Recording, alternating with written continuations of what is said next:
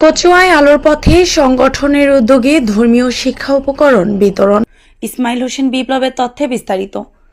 কচুয়া উপজেলার 10 নং গোহট উত্তর ইউনিয়নের সামাজিক সংগঠন আলোর পথে সংগঠনের আত্মপ্রকাশ উপলক্ষে বিভিন্ন মসজিদ, এতিমখানা, হাফেজিয়া মাদ্রাসা সহ শিক্ষা প্রতিষ্ঠানে এতিম ও অসহায় শিশুদের মাঝে কোরআন কিতাব সহ শিক্ষা সামগ্রী বিতরণ করা হয়েছে।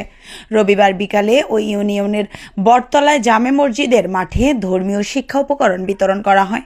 সংগঠনের প্রতিষ্ঠাতা ও উপজেলা ছাত্রদলের সহসভাপতি মোহাম্মদ কাউসার হোসেনের সভাপতিত্বে ও ইউনিয়ন যুবদলের সাংগঠনিক সম্পাদক কবির আহমেদের পরিচালনায় প্রধান অতিথির বক্তব্য রাখেন উপজেলা বিএনপির নেতা ও বিশিষ্ট সমাজসেবক আজিজ উল্লাহ মাস্টার। বিশেষ অতিথির বক্তব্য রাখেন মাকসুদা ফাউন্ডেশনের যুগ্ম সমন্বয়ক ও ইউনিয়ন বিএনপির সাধারণ সম্পাদক মোহাম্মদ আবু আবদুল্লাহ নয়ন, সমাজসেবক ও বিএনপির নেতা আক্তার মাহমুদ, ইউনিয়ন যুবদলের সভাপতি আতিকুর রহমান বাবুল, সাধারণ সম্পাদক মোহাম্মদ নাসির উদ্দিন প্রধান, সমাজসেবক জাকির হোসেন সুমন, মাওলানা আব্দুল গফর, আহসান পাটোয়ারি, যুবদল নেতা শাহজালাল, আবু ইউসুফ প্রমুখ। এ সময় এলাকার গণ্যমান্য ব্যক্তিবর্গ উপস্থিত ছিলেন।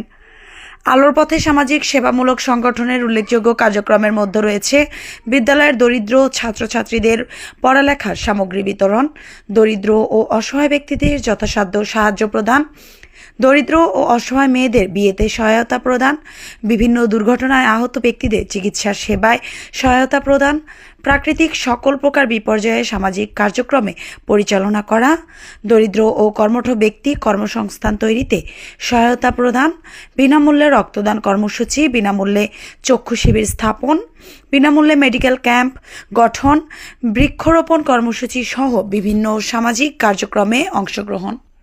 বিশেষ করে প্রবাসীরা আর্থিক সহযোগিতায় আজকে পবিত্র কোরআন শরীফ এবং আমপাড়া সহ রিয়াল সহ আমাদের এই সংগঠনের উদ্যোগে এতিম অসহায় যারা এখানে একটা নতুন মাদ্রাসা হয়েছে আমাদের এখানে, এটা থেকে আমরা শুরু করছি পদযাত্রা। আলহামদুলিল্লাহ, যারা এই আর্থিক সহযোগিতা প্রদান করেছেন তাদেরকে অসংখ্য ধন্যবাদ। এবং এটা একটা সম্পূর্ণ অরাজনৈতিক সংগঠন এবং এটা একটা সম্পূর্ণ কোনো দলমত নির্বিশেষে এই সংগঠনটি সামনে এগিয়ে যাবে এবং অসহায় মানুষের পাশে দাঁড়াবে। এবং কি বিভিন্ন মাদ্রাসা, স্কুল কলেজ যারা পড়াশোনা করতে কষ্ট হয়, ইনশাল্লাহ তাদের পাশে সবসময় দাঁড়াবে এখানে।